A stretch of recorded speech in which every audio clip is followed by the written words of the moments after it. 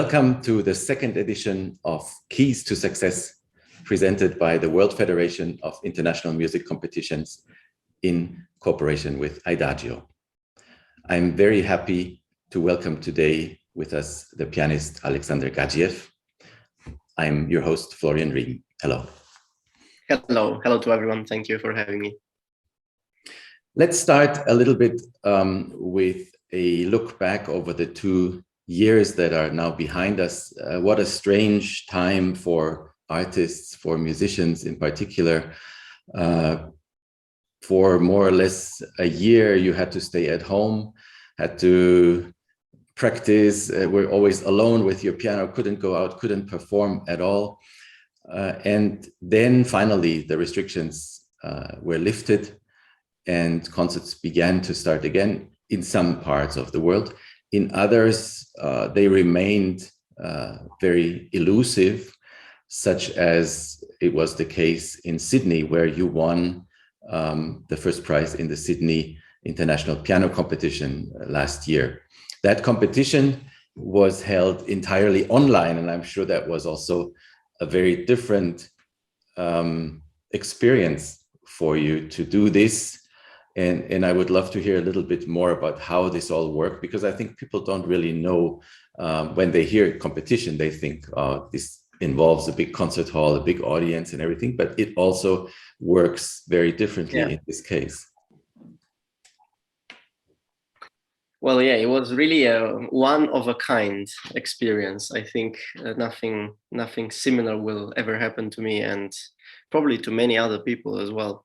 Well, it was, I have to say, a very unusual and a very interesting experience, because you had to, well, first of all, it was organized really well, and there were always representatives of the competition following each recording, because these rounds were recorded, obviously, and they were making sure that it feels as if a live performance. So they were there virtually through a Zoom connection. And yeah, well, the most interesting part, I think the most challenging, was for me to feel as if there is really an audience there, and try to recreate this tension that it is so natural to happen when you are in a large hall. And so I think, trying to imagine, it was very much like working with imagination and from this perspective. And well, now I'm very much looking forward to actually be able to go to Australia for the first time. Right, but the recording was actually made in a studio? The recording was made in 3 different places. So I was trying to follow the path of the competition itself, which encourages you to basically use different pianos at each stage. So I did exactly this, and I chose a Kawai, a Fazioli, and a Steinway. And so I recorded in different venues. And yeah, well, also the audio quality, the audio result, the acoustic, let's say, was very different in each single space. So it was, I would say, a rather complete experience from this perspective. It's interesting because other competitions use a different system. They say all the competitors should be given the same conditions, and they all perform, say, in a Steinway studio in various locations around the world. They all play on the same model of Steinway piano, and they all try and recreate the same acoustics so that the recordings somehow match. So this is exactly the opposite, which I find very interesting.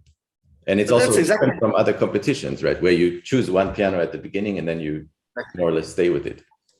Yeah, no, I find it very interesting also, because in let's say in the normal everyday concert life, then you actually happen to have very often, unexpected encounters with pianos and acoustics and theaters, audiences. So every time is different. So I find it actually a very good way to approach even the concert life itself. And I'm a person that finds, let's say, finds qualities in different instruments, and I don't like to play only on one instrument. I think that every brand has its own quality and also drawbacks. So I actually tailored each round with a specific program for the specific instrument. Mm. And well, worked out well. That's interesting. And then really after you play, they take your recording virtually. They watch you upload the recording to their system so that nothing can be changed or tricked with. That's also a very nice touch of that competition. Yeah, I love that. Yes, yes. So this was, yes, this was in the summer. And did you actually have a real contact with the people in Sydney, or did you just exchange emails? It must feel so strange if you're participating in a competition and it's really you're not really there. Yeah, well, actually, we had some contact even with, I had some contact even with some of the contestants, some of the people who reached the final stage, especially, and even with somebody whom I actually never met before. So just virtually, we somehow we were trying to cheer up for each other because it was such an unusual event, and a very, very unexpected one. So for everyone was really happy to be in the finals of this online competition. And yes, I did have a contact with one of the organizers, Marcus Baker, and we met also virtually afterwards multiple times. We had like some kind of like even long conversations about the tour, about how to schedule everything and how to imagine, let's say, my future as an artist and as a pianist. And so it was actually really interesting. Mm-hmm. And then after it was all over, there was a virtual ceremony and a virtual party with everyone. And then you took the virtual airplane back to where were you during the pandemic? In Berlin? I was, yes, I was in Berlin. It was, I was in my flat here. And I think it was 9 a.m. or 10 a.m. when they announced the winners. That's wonderful. Here, yeah. So after this came the Chopin. Were the original plans, they must have been quite different. So it all worked out very nicely in the end. But from this winning a virtual competition, you went on to the live competition in Warsaw in November. Which must have been very, very different, an experience. Oh yes, completely different. Yeah, it was. Well, we arrived actually at the end of September, and then the competition was the whole month of October, and so I even experienced this sort of change of climate. You know, we arrived when it was it started to be cold, but not so much. And then really, the more you advanced in the competition, the more you actually had to wear more and more clothes and gloves, and take care of yourself also physically. And well, this is of course a completely opposite experience, and probably I would say one of the most joyful experiences I had in my life, perhaps together with the Hamamatsu competition as well. Somehow they share some similarities, I find. And also the level of involvement of the audience and of the public generally around the country is huge. So I was really touched. Not everyone would call a competition a joyful experience. Yeah. But the atmosphere indeed is special in Warsaw. And oh yeah. You said before in I think in a different interview that an audience helps you concentrate and actually gives you energy. Was that the case in Warsaw? And yes. how are they different? I mean, you had in Sydney you had to create your own audience, so I think that must have taken away energy rather than help. Yes, it was weird because. In a way, yeah, you didn't know exactly who are you playing for and why even were you exactly playing, because the fact itself of playing requires a message, and the message requires a sender and, you know, a receiver. So the moment you don't have a receiver, you feel a little helpless. But in Warsaw, you had lots of receivers all the time from day one. And I think the tickets were sold out long ago, the beginning, long before the beginning of the competition. And you could really feel that people cared, that people were waiting for these events. And I'm sure they were also, you know, each of them was probably making his own ranking of all the participants and so on. So I've met so many different people that that shared their own experience with me, and like, who are they rooting for? What did they like more? What did they like less? And so on and so forth. So it's really like, it feels almost like an Olympic, Olympic event there. Right. I was there at the final, and I was really impressed by these 3 nights of one after the other Chopin concertos in a packed hall, yes, which was also quite special at that time still. Yes. The competition had no problems with COVID whatsoever. I think you were tested only once in the beginning, which is absolutely unthinkable in many other places. So I think it was really a huge strain of luck for them to really pull this whole things through all the way to the end, and then have such a huge success. Absolutely. No, we were all very, very lucky. And I think, you know, the moment you are at that level of concentration, probably no virus can attack you. That must be very true. Yes, you are immune to even earthquakes. Exactly. What was interesting though at the Chopin was the extraordinary quality of the live stream they had. Yeah. So in Sydney you had only the live stream. At Chopin you were playing basically in 2 different halls. From the view of a person watching their computer or their television, watching your performance, they would hear a very, very different acoustic, a very, very different performance than the people sitting in the hall. And I heard from various jury members actually the inner struggle they had with this issue, because they out of these huge numbers of performers that they had to listen to compare to, they would of course in the evening, after a long day of listening to the same sonata over and over again, they would go back to their computer and listen to it yet again. But that time it would sound very, very different from what they had just heard in the hall. No way. Well, I mean, to be honest, I don't know. This is a huge topic, obviously. This is a huge topic, but I think that at the end of the day, the magic of performance is performance itself in a hall, in an environment, in a space, in the moment, in the end of the day, in the, you know, in the hic et nunc, in the here and now, basically. So I think in the end of the day, like, you should, obviously it's very difficult to listen to so many performances. Even when I was a kid, I remember I was thinking, how can they even manage to listen to so many, I mean, for so many days to the same pieces? So, but I think really in the end, one should be as attentive as possible during the listening process, you know, and really give energy while listening, and trying to understand what is grasping you, basically. What is it happening something? Is in the whole happening something at that moment? Because the moment you listen, I also did this thing. I also went home and listened again to some performances, even myself. And it really is different. It really is very different. And I even talked to many people who were in the hall and then went back and did the same thing.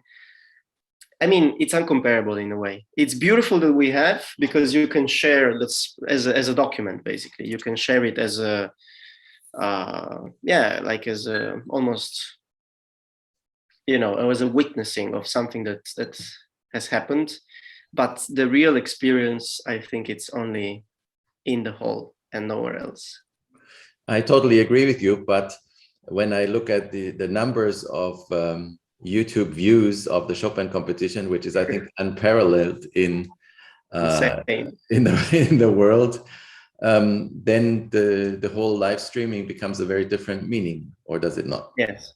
No. Well, exactly. Then it's, well, then hopefully it's a way to tell these people that whenever we will be in the near, in the whereabouts of their own country and city and village and whatever, they will be able to come. So I think that should be the meaning of the streaming, to create a first connection with all these people that are so far away in the whole planet, basically. I mean, I was reading some statistics. I think Japan was the country that listened the most to the competition. Poland, obviously, the US. So really everywhere. And so I think that's the way to create a first interaction, and then hopefully when you join these people live, then they are able to come. And that's exactly what was supposed to happen when we planned the Japan tour, which unfortunately did not happen with all the laureates because of the reasons we know. But now that I will be in Japan in June, I think there is a lot already of a waiting of the moment. People are very well prepared. Yeah. People are very well. Just out of interest, did you do online concerts as well during the pandemic? I did. So once I played actually in Palermo. It was a production with both Chopin concerti. Wow. And the ballet. So I was playing with orchestra, and the ballet was dancing. Was the life of Nijinsky. So it was very interesting choreography. And I think this was pretty much the only concert I did online. Yeah. But do you think that you have your own online audience? I mean, for many musicians, these online concerts have become very, very important because they couldn't perform. And when they performed at home, they could stream basically to the whole world, and they created their very own audience, which in the future also might be important for them if they play in certain places. That's a really interesting topic in a way. I think there are even new apps. One of them, I think it's called Twitch, where you can create your own live session, basically, where you start creating your audience that builds up, and you have a scheduled performance or talk or whatever. And so, I mean, these are all new ways that one can explore, for sure. I was thinking, during the pandemic, I was thinking, the moment you are already, let's say, very established and very known, let's say you just give one performance over the whole year, only one, online. Everyone will want to come, right? So you don't need to travel. You don't need to, traveling. It takes a lot of time. That's certainly something I have discovered over the past 3 months. Traveling is a big time and energy also issue. One has to be very capable of distributing his powers. But at the end of the day, again, I think if there is a live event, probably there is a meaning to it. Absolutely, also gives inspiration. Yes, and also to meet, to see the city, to see the architecture, to feel the history of the place where you're going to play, to meet even just the organizers for a few moments before the performance and then after. And I don't know, it's I think in the end, that's a big part of the meaning of it. Just a last word on the live stream. The Chopin did this really extremely well. And of course the numbers were extraordinary, but the original plan of the Chopin competition was to stream the whole competition in virtual reality. I don't know if you've seen that before. No. And that would give an entirely different dimension to the whole experience as a listener, as a viewer. If you have these special glasses and you move yourself to the right, you see the concert hall. You move to down, you can see the hands, the fingers of the pianist. So I wonder if that will be the technology in the future that we'll be using all the time. No idea. Well, I'm speechless. I don't know what to say, because if this happens, then maybe really, that's it. Yeah, I don't know, but I had no idea that they were planning to do this thing with virtual reality. Obviously, it's a extremely interesting idea. I don't know. I've never had only a couple of times at the movies. I tried. I never really listened to a concert with glasses, with the virtual glasses. So I don't know exactly how does it feel. We should check it out. It really gives you a feeling like you're in the same room Really? with the artist. Yeah, even if it's a different room and if it sounds different, Yeah. but you think that you're in the same room. So you have tried, right? I have tried it. Yes. Yeah. Yeah. We did the recording as well. It has these round spheric cameras that are in the middle of the stage, so that they have all the angles and you can see everything. So it's quite amazing. Yeah. But back to competitions. We should talk a little bit more about your view of competitions. How are they for yourself? How are they different from regular concerts, or are they? Well, ideally, I personally try to not take them any differently than concerts, because I simply could not just switch my mind, and I think it's a very unnatural thing to do. Like, in the end, you should what you're trying to do is to create an opportunity to be seen, for future concerts. So what is the point of playing completely differently if then your goal is to then perform for an audience? So I have always taken these actually as a starting point, that this will be a performance. This will be a normal performance, as if I would be in front of an audience that actually wants to hear what do I do with the music. So I don't take it any differently. Obviously, then the preparation can be to some extent maybe more meticulous, more intense over certain details. But in the end of the day, I think it's a platform. It's a platform for you to just show your abilities as a narrator, as a poet for poets, as a virtuoso for virtuosos, as whatever you feel comfortable in doing. So we all know the Bartók quote, "Competitions are for horses." I wonder, is there a positive aspect in the competition itself that makes you aim for becoming even better, that sort of grow above yourself? And would that be from a different concert? Would that be different from a regular concert? Well, to be honest, when I was, and I've done many competitions, it was not the first or the second one, and I have to say that each single time I was in this space, in this time frame of the competition, I really experienced something like a higher degree of concentration, and I was even discovering many things anew during the time of the competition, which from a perspective was a little scary, because suddenly I realized many new things, or I felt at least that the piece was coming together as something different than before.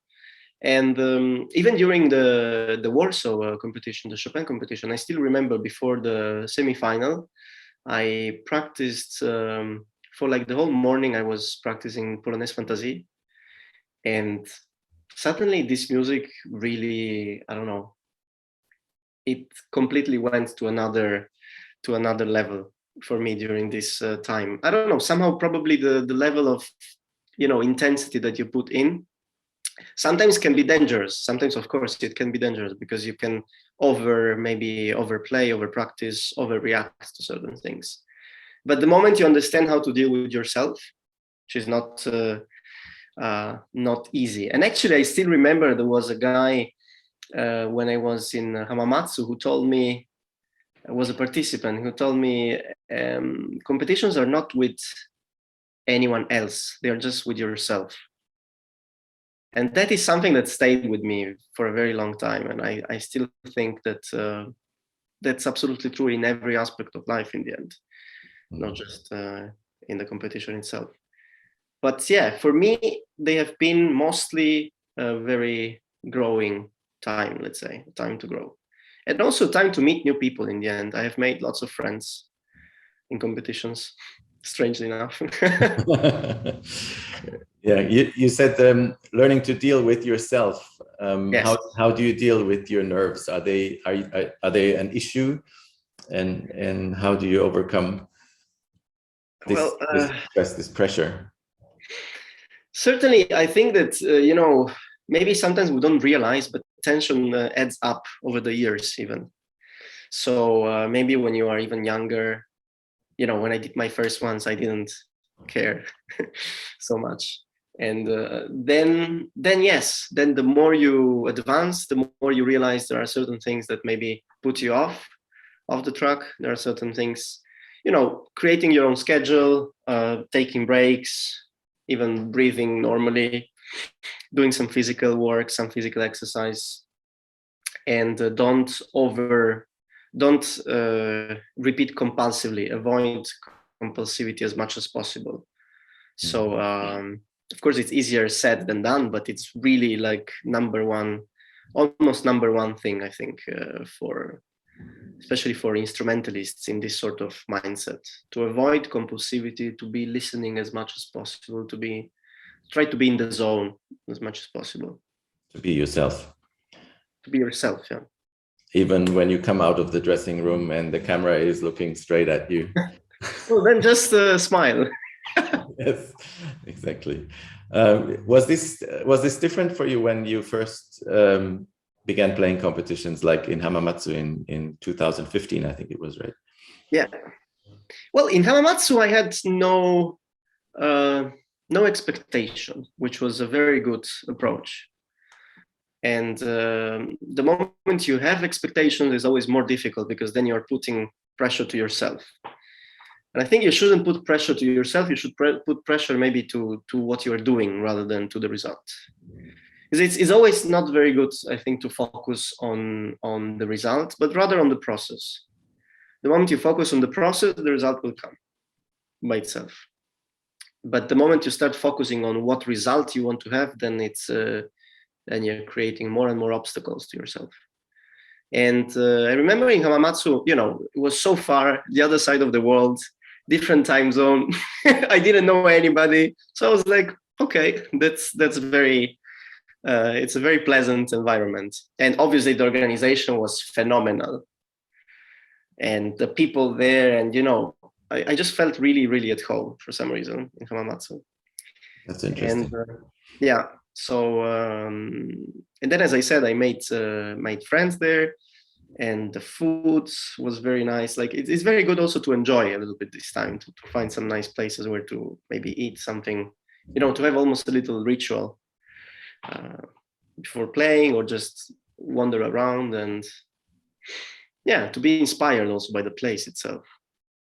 What would these rituals be? Well, I remember in Hamamatsu, for example, I would always go to the same place and have a little steak with some rice, with the soup, and then to sleep before at a certain hour to arrive. To be very calm in this moment, to talk less on the day, just to prepare yourself mentally for the whole thing. And right. Yeah, and then it would happen. Many artists have told me that when they first played a competition, just like you, they said they were kind of enjoying themselves. They didn't know what was happening to them. Everything was new. It was like wonderful to play in a concert hall with an audience. And then, as in the case of Chopin, I think many actually did that. Many dropped out very soon, maybe after the first round, maybe after the second, and then decided to come back 5 years later, 10 years later, with the pressure mounting with every year after that first time. Have you ever done a competition twice? I mean, the same competition twice. Sorry, I lost you a little bit with the connection. I don't know why. Okay. Have you ever done a competition twice after dropping out once and then decided, okay, I'm going to do it again. I really need to get this right. Yes, it did happen. It did happen. I took part in the Tchaikovsky in 2015, actually, before Hamamatsu. And I went to Moscow. And I think it was a little unusual because the preselection was just a few days before the first round. So I played in the preselection and I did not pass to the first round at that time. But I really wanted to play in the Great Hall of the Moscow Conservatory because I have seen all these videos, and also let's say the piano tradition, piano school where I come from is very closely related, obviously, with the Russian one. So I decided in 2019 to take part again, and I reached the semi-final round. And it has been a very very intense experience. Mm-hmm. Even more intense, so for me at least, even more intense than the Chopin. Wow, that's interesting. Yeah, intense doesn't mean always good. not just in a good way. It was actually a little like I did not prepare myself also mentally as well as for the Warsaw event. Mm-hmm. So I was a little overwhelmed, I have to say. Also, just going on that stage and seeing, it was a little much. But I played twice and it was quite unforgettable. Since we're talking about Moscow, maybe I can change the subject a little bit and ask you about your stance. Right now, the world is in uproar, and so is the music world. Yeah. And many young artists are suffering, especially Ukrainians who cannot even go on a stage, cannot even take part in a competition because they have to serve in the military. Yeah. And there have been lots of thoughts, lots of actions, lots of statements.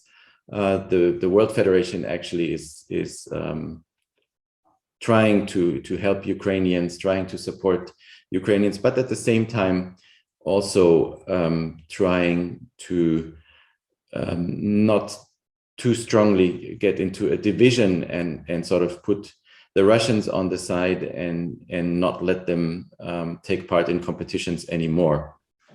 Yeah. You have a not a directly Russian background, but your father is from Azerbaijan. Yes, from Baku. Your teacher Pavel Gililov is actually from Ukraine.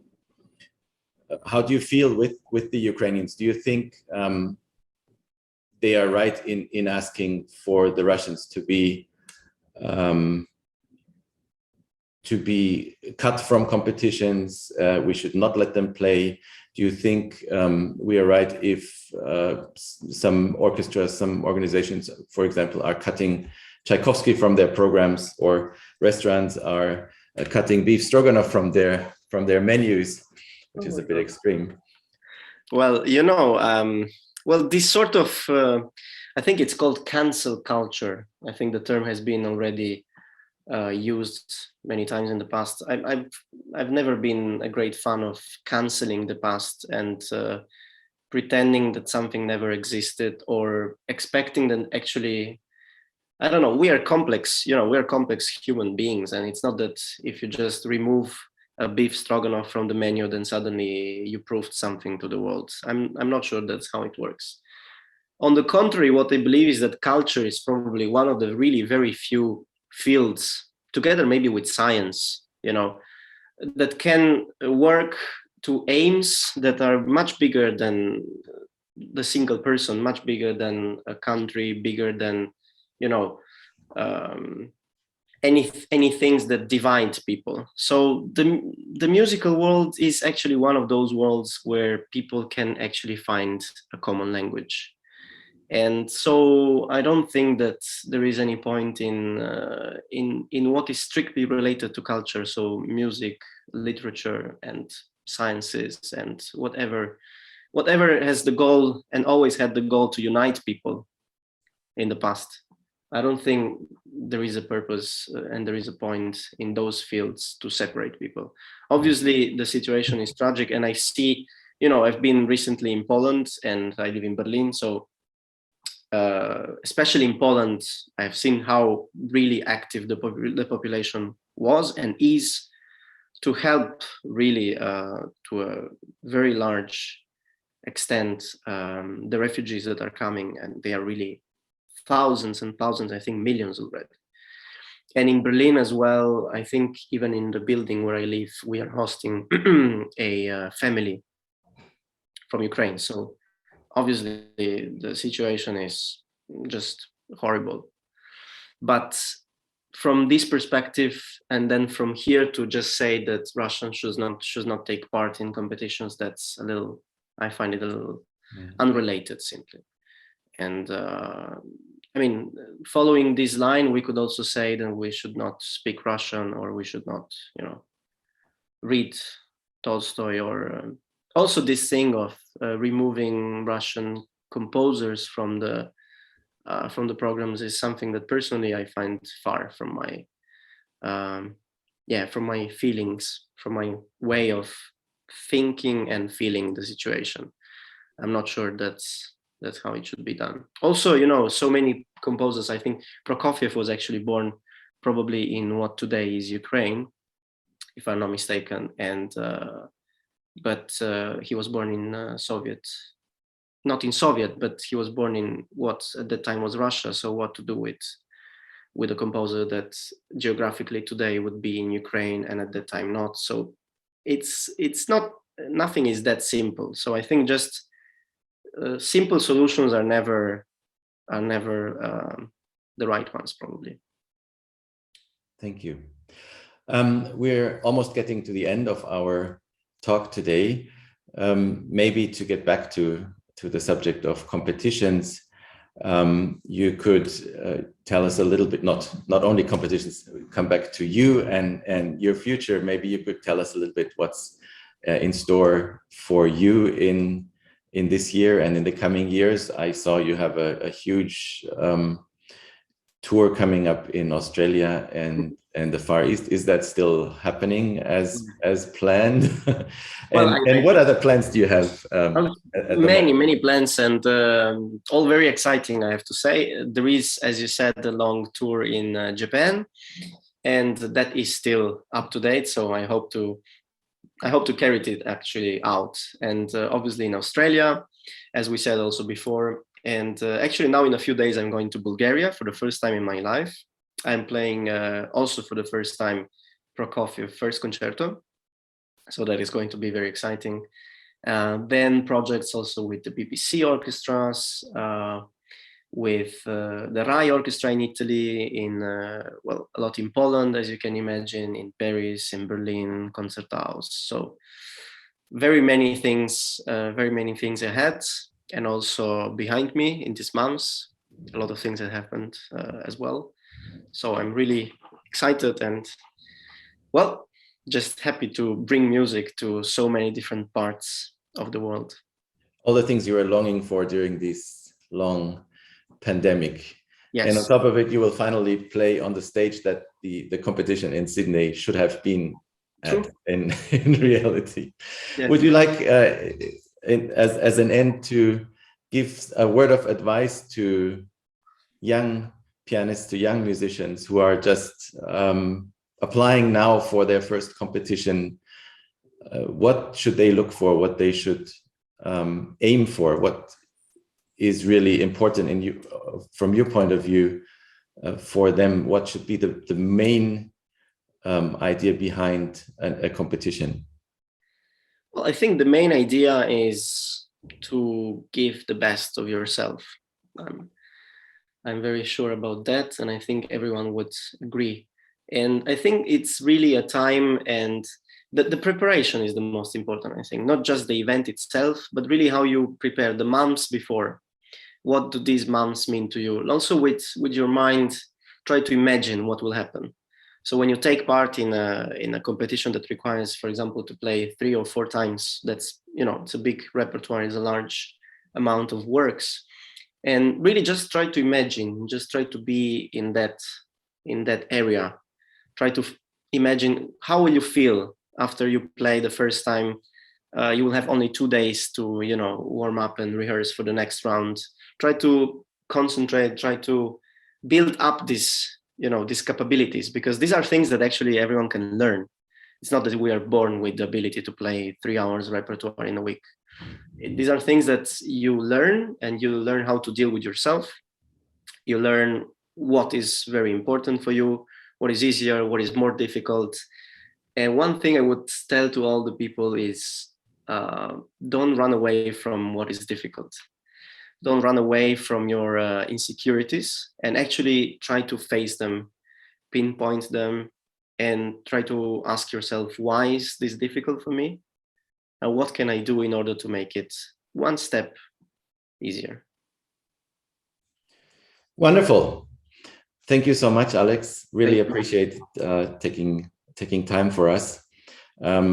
Everyone, thank you very much for listening.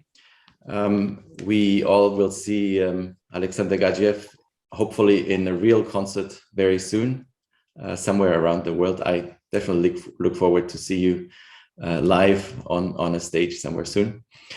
And as for our series, Keys to Success, we will be back next month, that time with a cellist, Jean-Guichen Keras, who is not really a recent winner, but who has won competitions many years ago, and will have a very different perspective on what they mean for him and what they mean for us. Stay tuned. Thank you very much, and see you again soon.